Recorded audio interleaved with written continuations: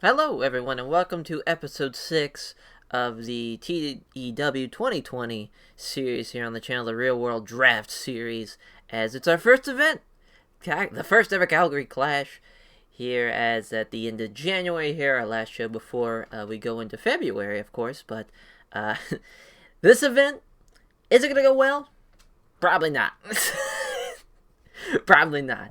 No, it's probably not going to go well thanks to the tag tournament. It is what it is. I think after this month of shit that we've had to deal with, hopefully in the next coming months, we can start turning out better shows and people start getting over and whatnot. Because I mean, this is what happens. It is what it is. Picking a Canadian promotion to draft, probably not the smartest idea. Probably not. As our most over guys out of our top 5, probably most over guys. I want to say Brett, obviously the authority figure, so he's our most over guy, so he doesn't wrestle. Christian's being a color commentator, he doesn't wrestle. Rhonda's out for a year for personal reasons, and then I think that just leaves Trish, Brock, and I think that's it. So, out of our top 5 most over people, 2 of them wrestle full time. So that's just kind of where we're at right now. As hopefully, that's emphasis on the hopefully, we can get people over as quickly as we can. But I think our main event's gonna go well though. I think with Kevin and Sammy being the main, I think it's gonna go pretty well. We'll see though. So let's without further ado, let's run the show. As so this here, okay. So this might be cheating, but there's so many people that need to be turned and whatnot, so we'll just go ahead and just do it now. This is just, there you go. There you go. That was a disaster. Yep. Alright. So, didn't go particularly well. So, alright, and then Christian. Yep, too many turns. Alright. Yep, went badly. Okay, we got that out of the way. As for the actual pre-show, so this is the start of the tag team tournament. We have the Violence Giants defeating 3.0 in 9:38 when Shuji Ishikawa pinned Shane Matthews with a big boot. I got a 45. Scott Parker and Shane Matthews outperforming Shuji Ishikawa and Suwama. That makes total sense. But there we go. So we got the tag. The pre-show match gets a 45. So then on to so there's gonna be a lot of return to the booking screen, as I got to change a lot of the storylines around the tag tournament storyline, so we can get rid of Scott Parker. Now, get rid of him, and Shane Matthews as well. There we go. So now we're gonna add Shuji Ishikawa and Suwama. There we go. As because you're going to see. There's going to be a lot of changes. So now we're on to the actual show. We have the intro video, which gets a 47. That's tough, but, we're showcasing Kevin and Sammy, Ty and Trish, Pac, Pete Dunne, and then we have Brett and Lance. Just kind of put over, Calgary's best, Alberta's best, if you will. So kind of, again, focusing on the past into the future and the present. So there we have that. Everything lost heat. So that's fun. And then the opener, we have Naomichi Marufuji pinning Petey Williams with a double underhook powerbomb, 12-20, as Marufuji's getting better at his gimmick, so that's nice. Yep, outside pre-show between works, I don't have any investment, and that's where we're at.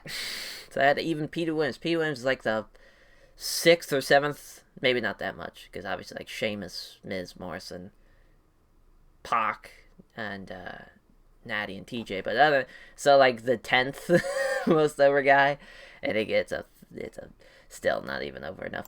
As the Blonde Bombshells, they have a debut promo. They have Chelsea Green, Allie. This is not in front of people. This is backstage, as introducing the Blonde Bombshells, and their talks of Canada's best from the women's division. Trish, Natty, Taya, Maurice. We are, as in Chelsea Green and Alley, we are the best that Canada has to offer. We are the Blonde Bombshells. Ready to kick some fucking ass. As simple as that. Simple as that. As this went like 2-3 minutes to get a 40 though. Yeah, so that was better promo than I thought. I think this was based off star quality though. This might have not been off of let's just green is off a gimmick. I think we'll be able to remember, but I'm pretty sure that's what it was off of. I don't think it was off entertainment. I could be wrong though. No, that makes sense because it's a promo. Yeah, it's probably entertainment. As so that was just a little the debut of the Blonde Bombshells because they did a pre-show match at one of the TVs. I believe it was week 3, maybe week 2 of January. So that was just kind of their debut in front of the people, in front of the live audience. So I got a 40 again as Access in Team DK as Shane Ace pinned Go Shizuki with a corkscrew 450 splash 11:42. So Nakajima with a 52. He's getting better. We have Go Shizuki with a 45, Mike Nichols with a 44, and Shane Ace with a 40. So actually, I was thinking that this would Team DK would have been the right choice, but Access, they're coming together really well. That's happy to see. Usually the Japanese talent doesn't, at least from what Nakajima and Go were doing previously in the weeks leading up to this, but they actually did really good job. Hell yeah! So I got a 39. No surprise there. Another shit match. We'll go to the next segment. As The Miz and Morrison defeated the Monster Mafia. As Miz pinned Josh Alexander with a skull-crushing finale at 11:48. Ethan Page was a little weak length. Yeah, he's got a 33. But see, they're Miz and Morrison, though. I mean, they got 68s and 66s. And this advanced the segment. And plus all the green for just Miz and Morrison, Maurice, Ty, everybody's fantastic job there. So I wouldn't have actually had Ty out there right then. I would have just probably had Maurice, but you can't really change that just because she's always the manager for Morrison because she's got a match to prep for. But I just want to make sure. I think everything's going to be okay as far as we'll just return the booking screen real quick. We'll look at the storyline, the tag team tournament storyline, so we can get rid of Ethan Page. We can get rid of Josh Alexander. And we can add the Bucks. So we'll add Matt Jackson. And then we're going to add Nick Jackson. Perfect. So we're kind of all over the place, but we got it. So back to the show. As Go Ace against the Bucks. The Bucks get the win with Nick pinning Kendo Miyara with a Meltzer driver. As Nick was really off his game and he still outperformed Tana. But Kendo Miyara with a 57. Matt with a 52. 50 for Nick, and 42 for Tanahashi. Again, crowd is just tired of people are not over. As I got a 42. But again, the Bucks having a great job there. As we'll advance the segment. So now we have a little break in the action with a Sheamus Tomohiro Ishii match where Sheamus wins. Sheamus O'Shaughnessy defeats Tomohiro Ishii in 856 with the Celtic Cross. Ooh. As the match was poorly placed, a Wild Brawl really needs a crowd who are buzzing and ready for the action. So yeah, well, the Wild Brawl, because they could actually just beat the fuck out of each other for, 8-9 minutes. But the crowd didn't really care, but it's still probably the best match on the show. I'm pretty damn close. I think the Miz Morrison Monster Mafia match did a little bit better. But still, it did what I wanted to do, and it went well. So there's Sheamus getting the win over Tomohiro Ishii. That match would be fucking sweet real life. Sheamus would tower over poor Ishii, though. It'd be awesome, though. It'd be awesome nonetheless. There we go. Now on to the co-main. Or not the co-main. The semifinals of the tag team tournament. As the Bucks defeat Violence Giants 9-11 when Nick hit... man, that's a big dude to be hitting with a Meltzer driver, fucking Shuji Ishikawa. But the Bucks get the win. Again, match cooled the crowd a little, and everyone... And they were not invested by people. Fun, but Bucks again outperforming the other team as Shuji Ishikawa with a 39, Suwama with a 41. Hell yeah. I got a 36. As I believe we have the other one. Okay, so the other semifinals. As Miz Morrison defeated Team DK 13-24 when the Miz pinned Shane Ace with a skull-crushing finale. Again, Miz is getting a lot of wins here. As, again, they just almost combined they just barely, Shane Ace and Micah Nichols just barely outperformed John Morrison by themselves. So that's, again, Miz and Morrison. They're pretty much our best act as far as, like, in the tag division, by far. The Bucks are close. They're not even on our roster. We had to get them from Fox.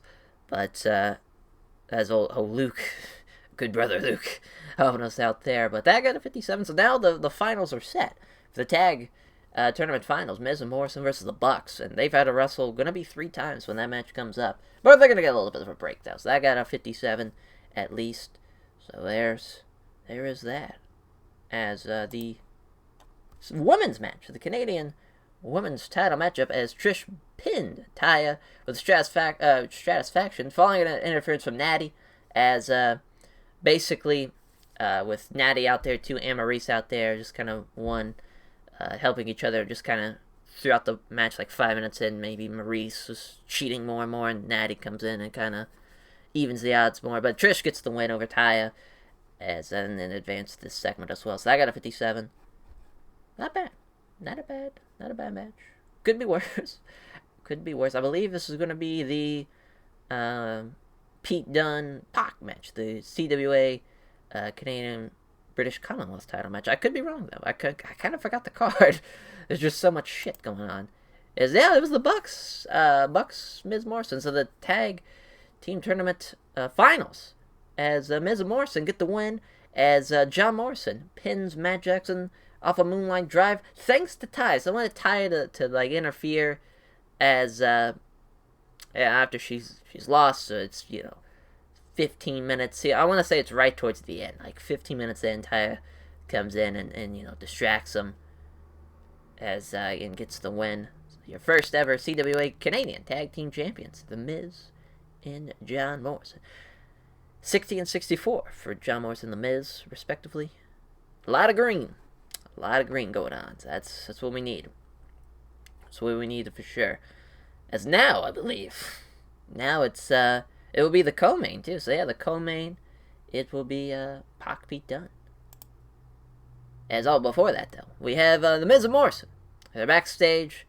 The champagne is flowing, a little bit of the bubbly, if you will, as it's flowing, and they are just blown up from exhaustion, practically hanging on to Ty and Maurice, respectively, as they're just, now, after they're going to leave this cold dump of the Saddle Dome in Calgary, Alberta, Canada, they're going to be celebrating in the beautiful, sunny, warm Southern California weather, as champions should, and as they deserve after this long, grueling night that they've had. So there's that. I got a 54. We're getting, it's coming together. It was actually, because before this, the booking analysis, there was a lot of, like, negatives for just basically having Miz and Morrison and the Bucks working 3 times in one night. But we'll see how it goes. We're here. As Pac Pete Dunne. Oh, God. As Pac's got a fucking contusion, and Pete Dunne was off his game. But Pac drags Pete Dunne's lifeless carcass across the finish line into this match, as he gets the win with the British Commonwealth title, and the first ever British Commonwealth champion, Pac, the bastard. So they got a 48 now. He tried his damnedest. As hopefully that contusion's not too bad. The fucking British Commonwealth title's cursed. Like him and Barrett, just cursed. Cursed to no end. Let's see what else. We gotta go to the booking screen. What happened? What happened? I'm assuming. Oh, so yeah, Pac's like, all right. So I guess we can't do this. Johnny Saint gives Pac the belt. Okay. Fine by me. Guess we'll just, that's fun. So there we got that hype video. Kevin Steen, Sami Zayn, kind of throughout the years, starting with IWS, and just kind of, I wouldn't say they showed like CZW and PWG footage. Maybe they do. And just going into the night they got drafted, and the tag match with Miz and Morrison. Steen turned, and just the whole build up to this point.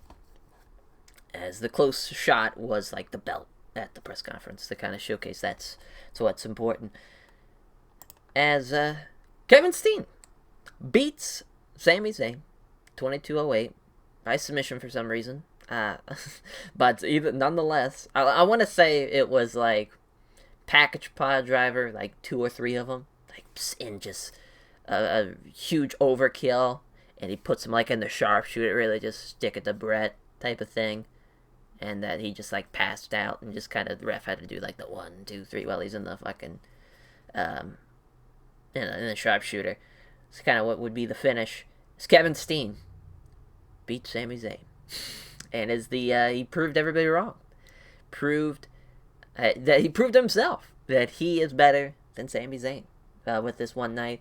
As he gets the win, and he outperformed him. Sami was off his game, which that would have helped us boost up a little bit over into that a little higher segment rating, but that's okay.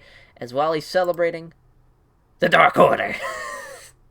The Dark Order hit the ring. First, it's Stu and Evil Grayson, or Stu Grayson and Evil Uno rather. Brody King, PCO, they hit the ring, and beating down on Kevin, and Tony Schiavone and Christian. They're like, "What the hell's going on? Why is these two teams attacking Kevin Steen?" And the lights go out. Just see this red silhouette of a suit hit the main stage. It just kind of like it's brightening. It's just brightening red, and then you just hear that, and you hear Brock's music hit. Everyone's just like, "Oh fuck!" And then the lights turn on, and it's Father James Mitchell with Brock Lesnar. Brock hits the ring, couple F5s, and they just lays out Kevin in a heap with Father James Mitchell just laughing, just with his devilish laugh, while Brock is stepping on Kevin's head with the belt in his hand, and everybody in the rest of the Dark Order are behind him. So there we go. We have the Dark Order have debuted, and that was the best rating on the fucking show, as Father James Mitchell's gimmick was whatever, but that got a 67. What a great way to end the show. Zoe still lost pop. Yep, everybody was used too much, but I'm happy with it. For what we wanted to do, this was what I wanted to get over. It got over. Pac did his damnedest. Pete Dunne just couldn't do it. This did okay. It was a 59, the second best match that we could do. This even did pretty good. This did good. Even though it was placed wrong, just really the Miz and Morrison just did a great job. A 56, 57, and then a 59 here. They did their part. The opener, probably, I should have left at the pre-show, but Marufuji figured he could have been a great little opener. But, they did their part. As, who to put over? We gotta put over those guys, first of all. They did a great fucking job. For what we asked them to do. And we'll put over Kevin. Kevin did a great job. Pac actually probably did that. We gotta put over Pac. Pac outdid the best in-ring performance, so give him that. So alright, so the event, the Calgary Clash, it's in the books. First ever event. It went about as well as it could have, for the circumstances. But now, no more tournaments. Champions have been crowned. We know where we're going with the next program. Dark Order, Kevin Steen. And we gotta find out what else is new. We're gonna probably keep Scott Parker and Shane Matthews, honestly. I just brought them in for that tag team tournament, but they honestly did a great fucking job, and we might at least sign them at least a few days. So that's okay. We're gonna sign Sexy Eddie too. We gotta give him a picture. So that's gonna be fun. Let's bring back Shane Matthews and Scott Parker. Kendall Mira, we're gonna let him stay over there for a bit for old Nathan. Let him do his own thing. So the buy actually did pretty okay, but even though DirecTV was very unhappy. But lack of big names, which is what it is. A lot of mail to delete. We'll do that off screen. But thank you all for watching. As we'll slowly but surely get over. Slowly but surely. Our prestige is up to 1. We're getting there. We've we made $2 million. So now we're building towards traditions never die.